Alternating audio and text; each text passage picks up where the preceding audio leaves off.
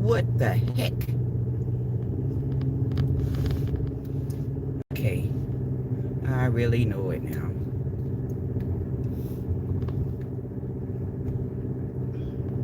I really know now. My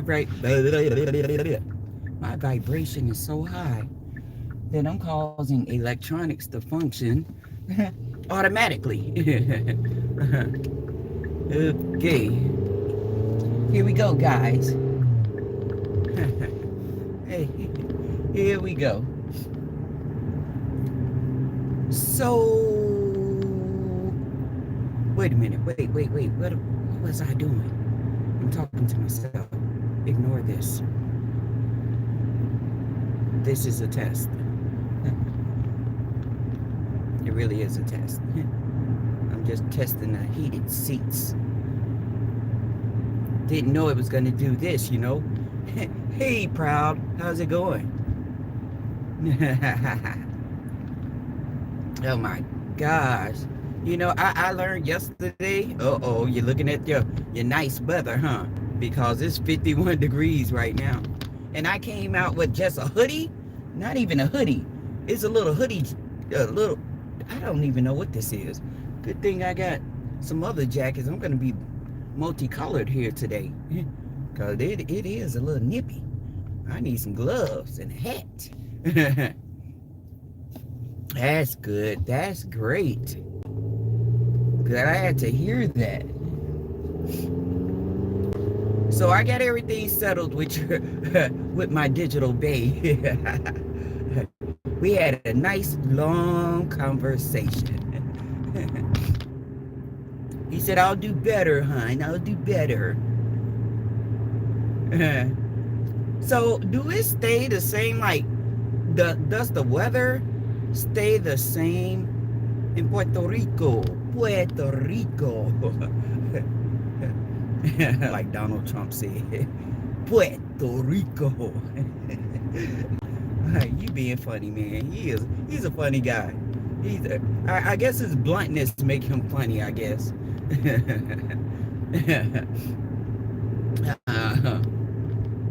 But that brought me back to what Rob Albanks said, that the president was going to speak or meet up with the president of Puerto Rico. Oh, 70s, 80s, and 90s. Yeah, okay, I got you. Don't care for the 80s. Don't care for the show on the hill. Don't care for the 90s. But 70s I could deal with. 70s, yes.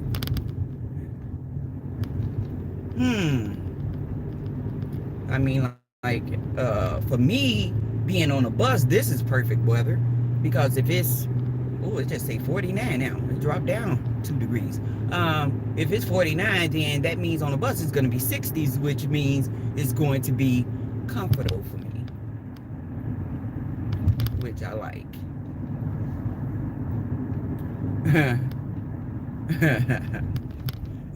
You said a true joke? Wait a minute. I'm making these sharp turns.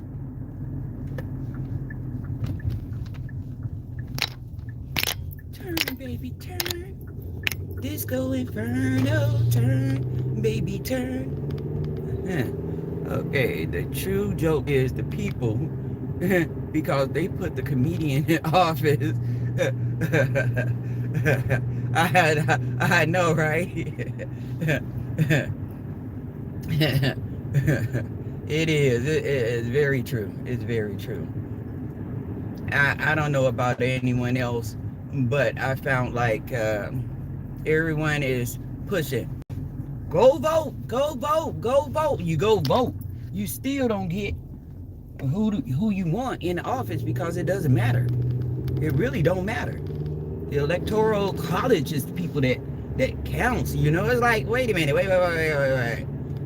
You urge all of us to get out there, but I think that's just the way to keep track. Keep track. Everything is anonymous. No, it's not. Take this survey. No one would know you did it. But you send it to my email address. And it's gonna come from my email address. It's so funny how we get caught up in this stuff.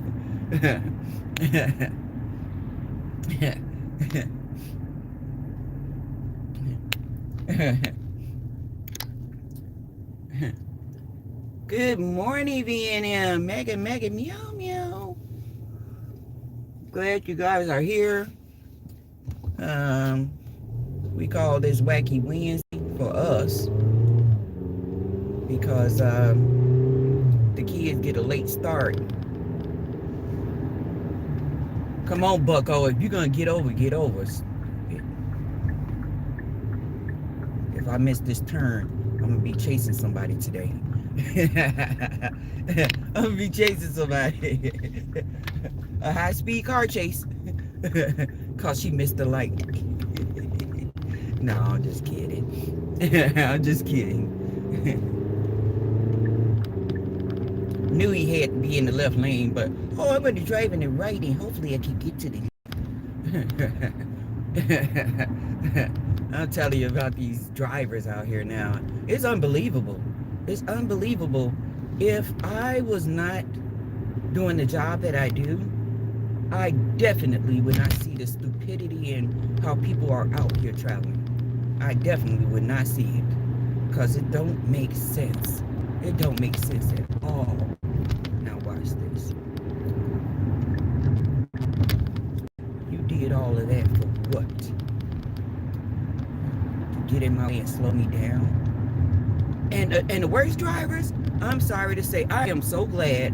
I always dreamed of getting my kids vehicles. When they turn 16, they could drive themselves to school. But I am so glad I didn't, because I was once that age and I know how I were on the road. Come on, car. I know. Don't try to lead me back to the left. I know how I was on the road. Every car that came past me or came next to me was a race. And that is what I'm seeing now. You know, these kids driving their mom and dad Teslas, Maseratis, Porsche, Audis, Infinitis. It's a race. It's a race. And you could tell. You could tell. I'm like, ugh. And I'm not saying that's what happened, but you know, recently our head mechanic lost his only son, and I don't know, he was a young guy, very young. He worked with us, to a car accident, and our prayers go out to him and his family.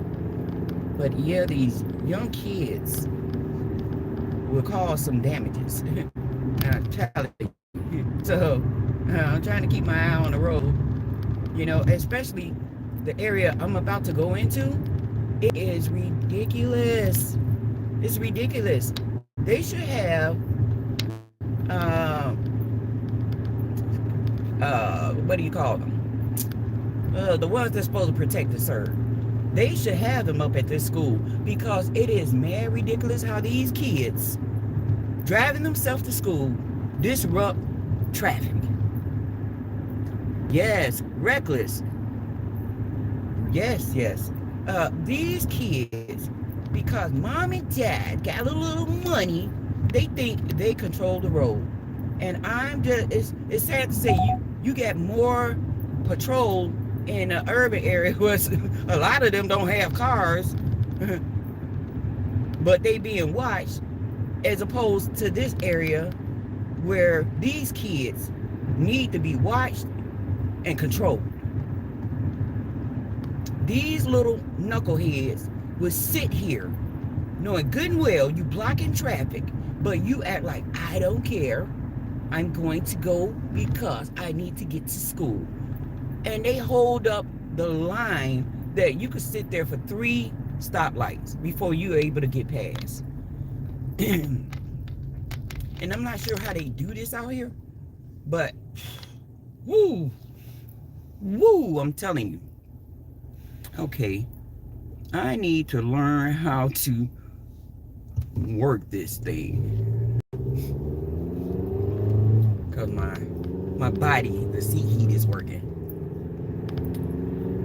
It's too insane. And like I said, I was once a very patient person.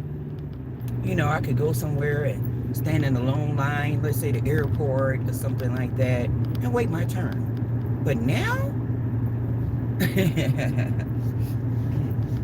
and I'm gonna blame it on the driving. The driving has caused me to be impatient.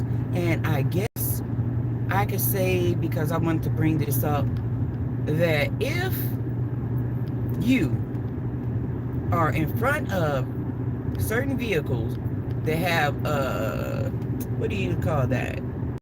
They have a certain amount of time to deliver something or drop something off or be at a certain place. Get out of their way. You know, UPS, FedEx, what's the other one? Amazon, school bus. Get out of their way. They are on a time schedule. But most people don't care, and they just do their own little thing, moseying along. They just out here. Some people can't do two things at the same time, like drive and talk. Drive and talk at the same time. So this particular little area right here, like this light, I'm coming up to the next 3 lights. Wildcat Way, Skyland Way, Cedar Glade. These are the areas right here. I don't know, this ain't one of the richest schools, but it's close to. It's been named #1 across the country for a lot of reasons, but this area right here, 3 stoplights you wait, cause the kids blocking traffic. We gotta get to school. You should have been to school. Come out here. Get here at 4 o'clock in the morning when nobody is on the road, especially me. Especially me.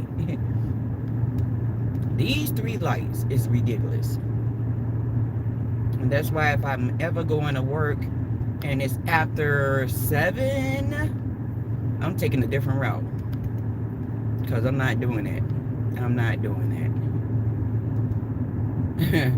And they say, oh, you're a bus driver. You can't blow at people because you might startle them. That's the point. Pay attention. These kids got a load on the bus. You waiting for them to get on the bus. But every last one of them, when they coming out of the school, where their eyes are at? On their phones.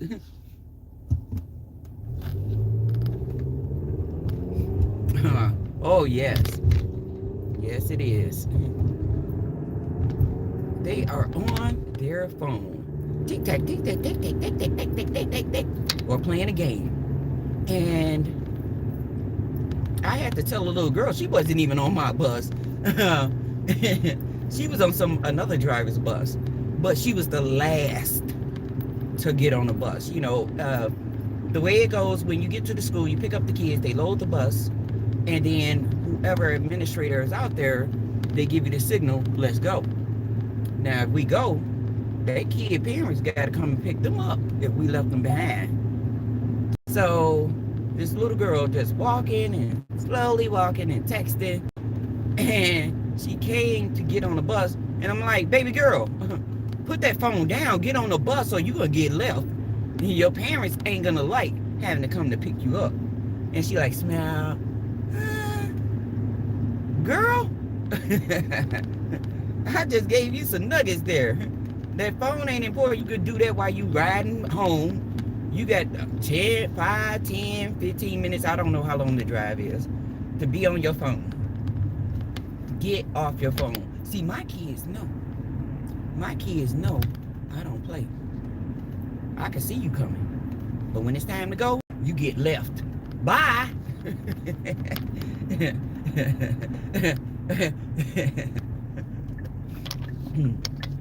And when it's time to go, if you're not seated, and I start moving,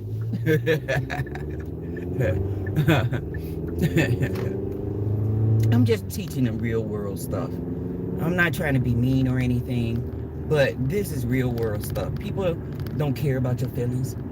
They don't care about what's going on in your life. They got a job to do. And no matter, by all means necessary, get it done. I'm not going to pamper these kids. I don't care who your parents are. And as far as I'm concerned, yeah, I can lose my job. It don't matter. If you're not disciplining your kids, somebody will. And it might as well be me, because I'm like the second adult or third adult they see in the morning. You trust me enough for them to get on the bus. Trust me enough to look out for their best interests. Teach them real world stuff.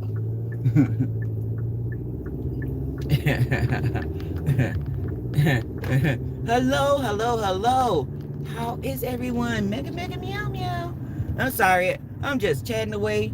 I'm not looking at the chat. What the heck? I'm just saying this because it's leading to something that happened yesterday. Kids can be very cruel. So for the last, I'm going to say, I think 3 years, I've been driving the same kids. And that's how you build a relationship. And these two boys, well, one of them Asian, one of them is Indian descent. But the Indian boy, I mean, I believe he's very smart. I know he's into martial arts and a lot of other things. But he always try to seek out the Asian kids so he could sit next to him. And by doing so, this make my wait time to go a little bit longer. So I decided to seat them together.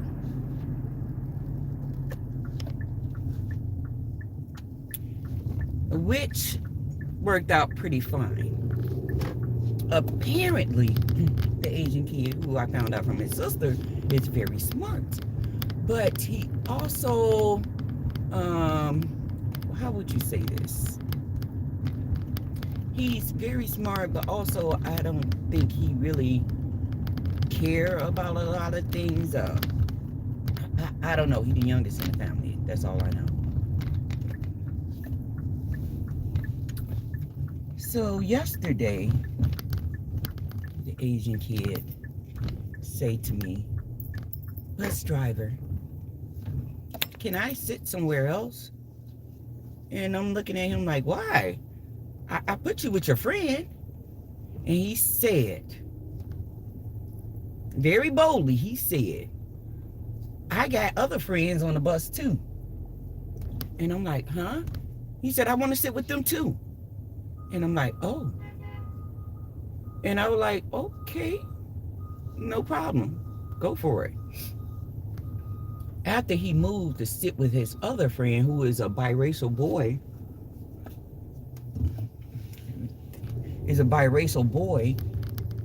I looked at the Indian kid and I saw him rest his head against the window. And for a few minutes, I, just kept monitoring him. And what the Asian boy did to him, I believe it really hurt his feelings, because he thought they was cool. He thought he was his friend. That's why he wanted to sit next to him. And I looked at him and he saw me looking, and I'm like, "You good?" And he gave me the thumbs up. But next thing I know, I seen him leaning his head against the back of the seat on the bus. And I'm like, "Oh my gosh." And the Asian kid was back there laughing it up with the biracial kid. But the Indian kid had this very sad look on his face. And I'm thinking like, wow, kids are cruel. Not only kids, adults do it too. Adults do it too. But I just looked at it like it was wrong of me to assume that he wanted to always sit with this boy. And I sort of like blame myself for that because of my assumption. And I'm going to see the outcome today and see what happened.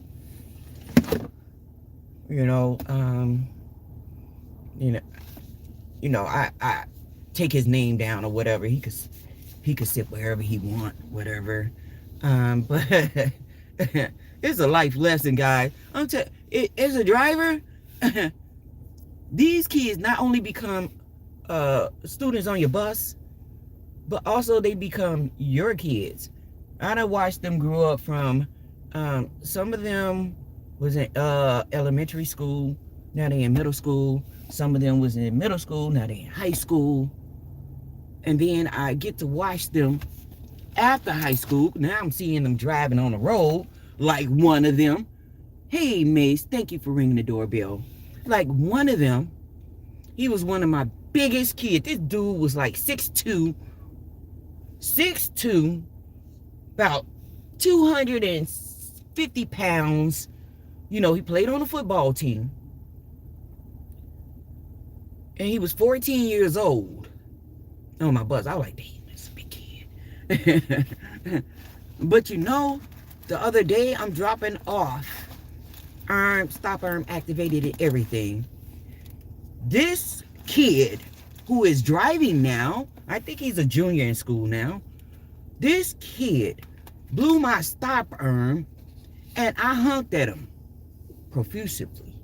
I honked at him. Like, you know you're wrong. And he gonna wave. No. I should get your privileges taken away. You know better than that. He the second kid that I had that blew a stop arm while I'm unloading. If people, we get that a lot over here. They want you to take care of the kids and get them to and from their destination safely. But they are the same parents that be in a rush and blow your stop arm. The same one blowing your stop arm. Now that's sad.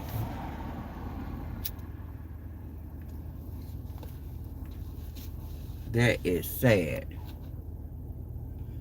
So, I mean, I don't mean to come here and you know, gripe about things, but I was just sharing stuff that happened. Mace, I see you, babe. I see you. I'm directing my first novice movie. Oh, your first movie? Oh, cool. That should be fun. That should be fun. But I'm saying this so you all could be aware that it's a lot that goes on. And also I wanna, you super excited? I bet you are. I bet you are. It's a lot that goes on. And I want you guys to be aware. When you out there, it only take a few seconds. If the bus driver is a real bus driver. Because I tell my kids, you got to get off the bus. No slow poking around, no talking with your friends, because you're not respecting other people's time. It's people behind me waiting to go past. Or people in front of me waiting to get to where they need to go. You need to respect people's time. So when I get to your stop, get up, get off. That's it. Get up, get off. And don't be on your phone. Get on your phone once you hit that curb. I might sound like a bus drill sergeant, but you know, these are things I try to teach my kids and so on and so on. I'm talking about my real family. Just imagine knowing a child from little and seeing them grow only for them to disrespect you because they grown to. Yeah. I know. Yep. And a lot of times out here, you know, my biggest problem is, and that's why, I'm sorry, special needs is special needs. You know, kids got special needs. But my problem is, if you know they got a certain type of special needs, like behavioral issues, I truly believe, if you know your child got those kind of special needs, you should be taking them to school yourself. I can't deal with the stuff that our special needs drivers go through. I cannot. That's why I don't do it. I drive the big bus. I deal with the regular kids who got special needs, but I can't do it. But these special needs kids, they can be vindictive. And I believe some of them know what they're doing. And they do it on purpose. But these parents, if you say the wrong thing, you do the wrong thing, they so ready to drop suit on your butt. It's pathetic. Something dropped out of my pocket. What was it?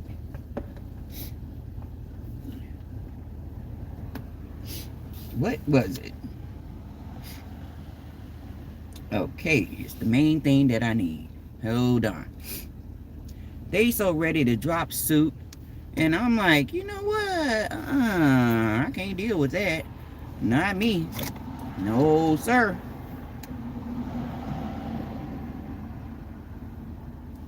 Okay, let me.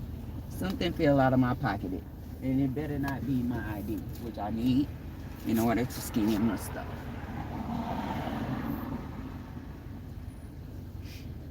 Okay, there it is. Right there, baby girl. You better get it before you forget it.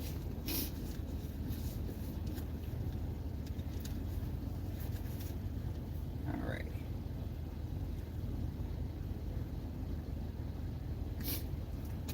So, oh, wait a minute. Look at there. Let me see if I can get you guys up. Look, who is that peeking out? That's Mr. Moon. Let me see. Mr. Moon.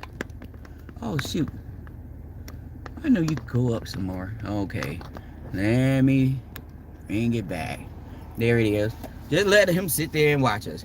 Yeah, but society wants to excuse them because of their handicap. That don't wash with me.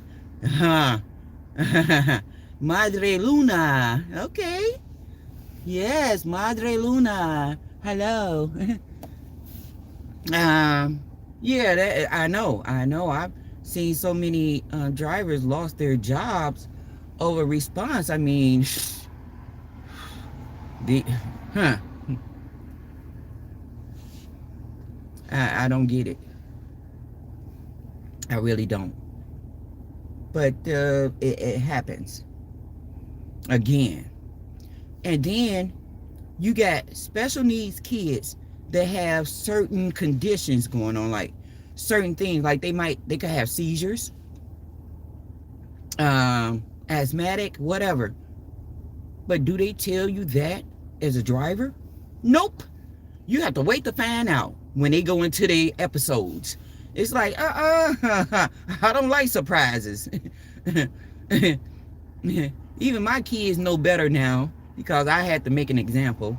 One high schooler gonna sit up there, throw up on my bus, and then she said, "Oh, I'm so sorry. I threw up. I wasn't feeling well." And I'm like, "And you expect what?"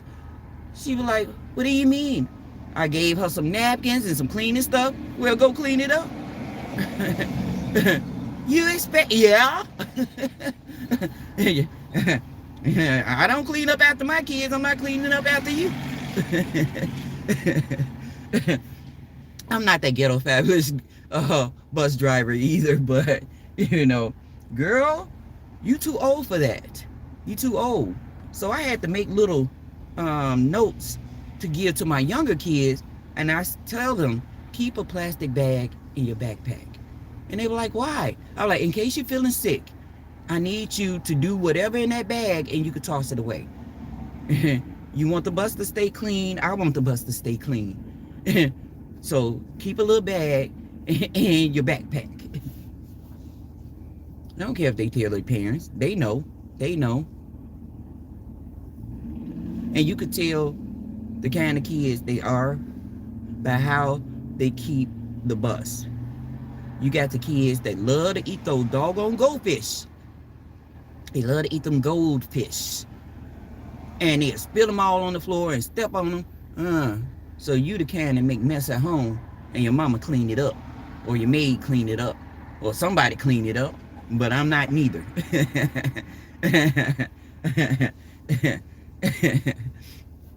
Right. And I tell them that I'm your driver. I'm here to get you to and from your destination safely. I'm not your butler, not your maid, not your mother, not your daddy, not your housekeeper. I'm not your service person. None of that. You got to do it yourself. You make a mess, you clean it up. If I find something in the area everybody in that area is going to be responsible. But along with discipline, I also have fun with them. I initiate some games with them on a bus, play little things like, I'm thinking of something that I got to do for them for Thanksgiving. I already know one of them is going to be hot seat. I'm going to have my assistant help me. Well, she's going to do it. She's going to place a certain color sticker on the seat. And who's ever in that seat is going to be the winner. Or I had like not rice, but it was like alphabets that you could boil or whatever, and I put them in a little container and asked the kids to count, to guess how many is in there. They get a raffle ticket, guess how many is in there, they write the numbers on it, and they win. And I go and get like a $5 gift certificate from this place called Yogurt Beach, where they could go in and create their own succulent yogurt specialty or whatever. I don't know. I've been there. It's like yogurt and they could put gummies and confettis and stuff like that on it. But I do fun things with them too. I know in the past I used to do what was it called? It was called my YouTube chat bot. My YouTube chat something. And basically I would ask them questions about them, and I would reveal some things about me. And at the end of the school year, I would ask them questions like, do they remember from the beginning of the school year? And I would ask them questions about me to see who remembered. Oh yeah, I know about Smoothie King. One guy was bringing Smoothie Kings for all the staff, and I never really tried it until he brought it, and it was some good stuff.